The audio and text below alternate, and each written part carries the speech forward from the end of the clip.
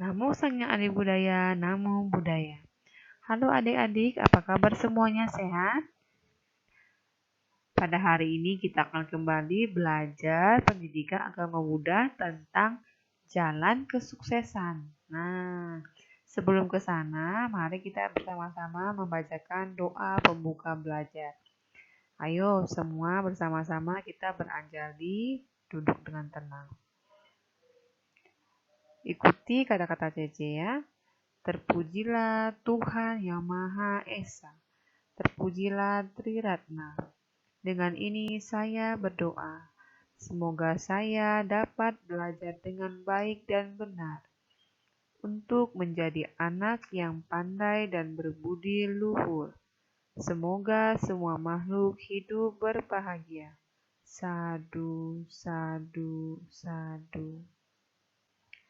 Nah, sekarang ayo kita sama-sama duduk hening. Duduklah dengan santai, mata terpejam. Kita sadari nafas kita. Katakan dalam hati, nafas masuk, aku tahu. Nafas keluar, aku tahu. Nafas masuk, aku tenang. Nafas keluar, aku bahagia. Nafas masuk, aku ingin belajar. Nafas keluar, aku bisa. Perlahan mulai membuka matanya. Siapa di sini yang mau sukses? Angkat tangannya. Wah, semuanya ingin sukses. Sukses adalah dambaan semua orang. Semua orang sangat menginginkan sukses dalam profesinya. Termasuk juga adik-adik saat ini sebagai seorang pelajar. Tentu adik-adik semua ingin menjadi pelajar yang sukses. Nah, tetapi bagaimana ya cara menjadi orang sukses? Apakah Buddha mengajarkan cara menjadi sukses kepada kita semua? Sukses menjadi seorang pelajar memang tidak mudah adik-adik. Banyak rintangan dan tantangan yang harus kita atasi bersama, benar nggak? Kita harus patuh, kita harus gigih, kita harus rajin, kita harus tekun, kita harus percaya diri supaya kita bisa sukses. Benar atau tidak? Benar ya. Jadi tadi Cece bilang kita pertama harus gigih dulu. Nah, gigih itu apa, Ce? Gigih itu tetap teguh dalam pendirian. Pikiran kita mantap untuk meraih apa yang kita inginkan. Orang yang gigih tidak mudah goyah adik-adik. Seperti halnya kalau adik-adik pada saat ingin belajar, maka adik-adik serius belajar. Ya, mana tahu tiba-tiba diajakin teman-temannya untuk main, mau nggak? Jangan dulu ya, selesaikan dulu belajarnya. Setelah selesai belajar, baru kita boleh main ya. Kemudian kita harus ulet atau rajin juga nih. Ulet artinya tidak mudah putus asa, serta memiliki kemauan yang keras dalam berusaha mencapai tujuan atau cita-cita adik-adik. Orang yang ulet biasanya tekun belajar dan tidak kenal lelah, tidak cengeng dan mengeluh meskipun ada rintangan yang menghalanginya.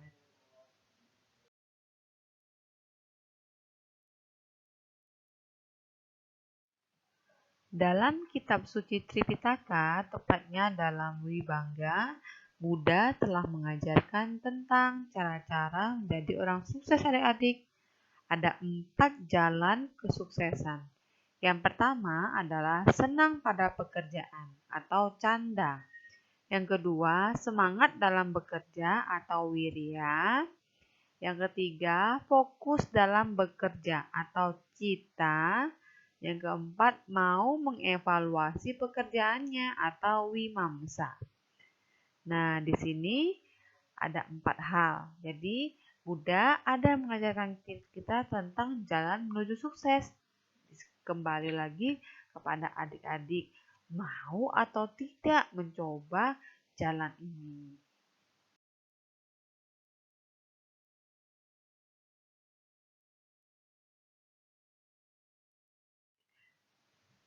Yang pertama, menyenangi belajar atau canda. Menyenangi artinya memperhatikan, peduli, dan mau meluangkan waktunya untuk pekerjaan atau profesinya. Mau memperhatikan artinya dapat mengerjakan tugasnya dengan baik, tidak menundanya, apalagi mengabaikan pekerjaannya yang terbengkalai adik-adik. Peduli berarti mengerjakan pekerjaannya dengan penuh kasih sayang dan tanggung jawab. Meninggalkan pekerjaan berarti tidak mencintai pekerjaannya atau profesinya. Jika kita mencintai pekerjaan kita, maka pekerjaan akan mencintai kita pula. Contoh, seorang pelajar tugasnya adalah belajar. Oleh karena itu, pelajar harus mencintai pekerjaannya. Apa pekerjaan pelajar? Ya, benar. Pekerjaan pelajar ya, belajar. Belajar yang mencintai pekerjaannya selalu merasa senang, bersukacita dan bergairah untuk belajar. Jadi seorang pelajar itu kalau dia mencintai pekerjaannya, dia akan merasa senang, bersukacita dan bergairah pada saat belajar. Ingat, pelajar juga harus memberikan waktu yang cukup untuk belajar. Karena itu, ia harus mampu membagi waktunya adik-adik. Kapan di saat dia mau belajar, kapan saatnya bermain, kapan saatnya kebaktian, kapan membantu orang tua, dan kapan kita melakukan tugas kita sehari-hari. Nah, adik-adik di sini sudah punya jadwal kegiatan belum? Dari bangun tidur sampai tidur lagi. Contoh dari bangun tidur, bangunnya bangun subuh-subuh atau pagi-pagi sekali.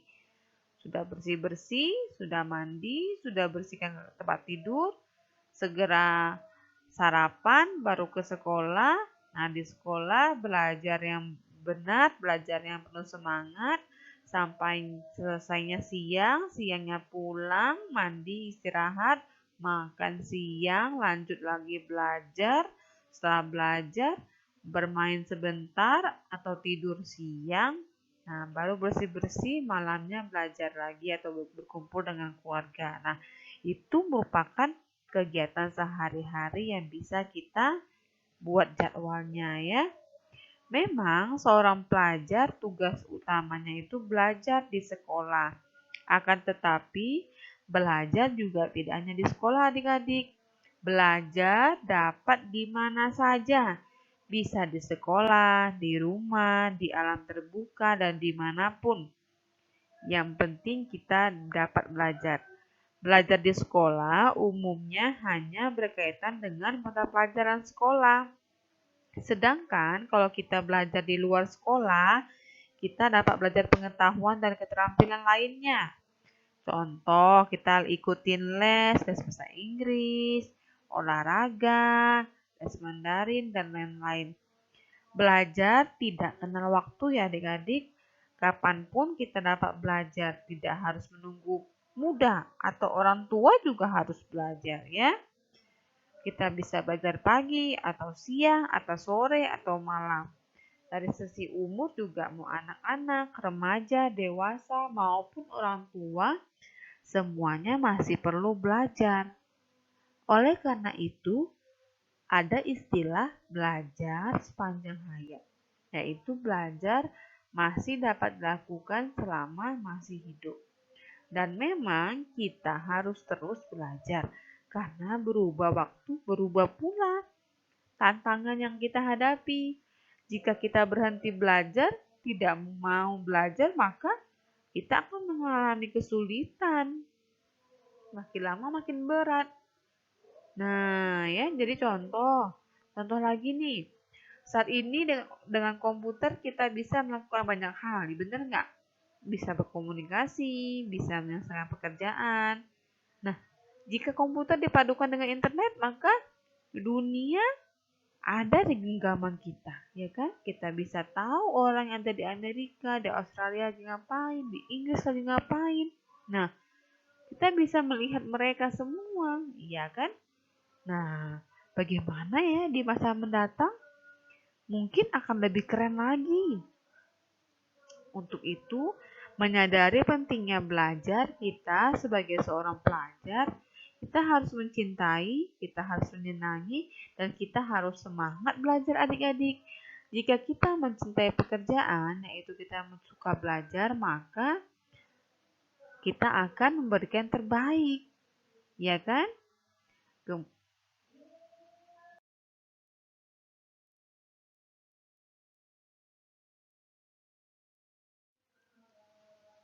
Adik-adik, cara belajar secara umum ada 3 tahap, seperti yang diajarkan oleh Buddha, yaitu yang pertama, seseorang harus belajar secara teori atau pariyati. Artinya belajar dari boleh baca buku, boleh baca melalui Google atau dari handphone ya. Belajar dari majalah, koran, semua sumber media informasi lainnya. Yang kedua, teori yang kita pelajari harus kita praktekkan atau laksanakan. Namanya pati-pati. Yang ketiga, dalam mempraktekkan teori yang telah dipelajari harus sampai memberikan hasil atau patiweda. Artinya, jangan berhenti belajar sebelum berhasil. Kemudian, setelah berhasil, dalam belajar kita juga diajarkan untuk berbagi pada orang lain. Berbagi ilmu tidak akan habis adik-adik, tetapi justru ilmu kita akan makin bertambah banyak.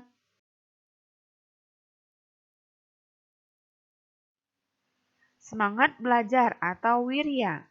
Semangat artinya merasa gembira, bergairah untuk belajar. Agar bergembira dan bergairah dalam belajar, maka seseorang harus sadar betapa pentingnya belajar bagi dirinya. Jika ingin meraih cita-cita, maka kita harus tekun belajar. Tanpa semangat belajar, cita-cita akan sulit tercapai adik-adik. Coba adik-adik lihat orang-orang yang di sekeliling adik-adik, bagaimana nasibnya? Yang rajin belajar dengan yang malas-malasan gimana? Kira-kira yang akan tercapai cita-citanya orang yang rajin belajar atau orang yang malas-malasan ya? Ya benar. Orang yang rajin belajar, mau mempelajari berbagai hal, tidak malas-malasan, itu adalah orang yang akan mencapai atau meraih cita-citanya. Semangat ini ibarat bensin bagi kendaraan. Tanpa bensin, kendaraan tidak dapat berjalan adik-adik. Demikian pula pelajar. Belajar tanpa semangat, maka akan berhenti belajarnya, ya. Jika berhenti belajar, maka cepat atau lambat akan mengalami banyak kesulitan dalam hidupnya. Nah, tentu supaya kita punya semangat, maka kita harus memiliki cita-cita yang jelas dulu di masa depan ya. Jadi dengan kita punya cita-cita, kita bisa semangat dalam belajar. Contohnya siapa, C? Contohnya Pangeran Siddhartha, ya enggak? Pangeran Siddhartha sebelum meninggalkan istana, beliau memiliki cita-cita yang jelas, yaitu ingin menjadi seorang Buddha untuk mencari obat yang bisa menyembuhkan dari lahir, tua, sakit, dan mati. Ya, beliau punya tujuan. Dengan cita-cita yang mantap tersebutlah kita tahu Pangeran Siddhartha akhirnya dapat menjadi seorang Buddha. Tentu punya cita-cita saja tidak cukup yang adik-adik. Kita juga harus dibarengi dengan usaha yang sungguh-sungguh, semangat yang pantang menyerah. Bisa semua bersemangat? Bisa. Nah, itulah pelajaran kita hari ini adik-adik tentang cara mencapai kesuksesan. Ada 4. Hari ini kita sudah belajar tentang bagaimana supaya menyenangi apa yang kita kerjakan atau canda, serta bagaimana supaya kita semangat atau wirya. Minggu depan kita sambung lagi tentang gimana biar bisa fokus atau cita dan kita evaluasi atau wimamsa. Oke, sebelum Cece akhiri, kita ada kuis. Adik-adik boleh jawab ya. Yang pertama, apa arti sukses menurut adik-adik? Kemudian, bagaimana ya supaya kita bisa sukses? Yang kedua, bagaimana cara sukses menurut ajaran Buddha? Yang ketiga, mengapa kita harus menyenangi atau mencintai belajar? Yang keempat, bagaimana mewujudkan semangat dalam belajar? Yang terakhir, jelaskan cara-cara belajar yang baik. Demikianlah pembelajaran agama Buddha pada hari ini. Cici akhiri dengan Namo Sanya Adi Budaya, Namo Buddhaya.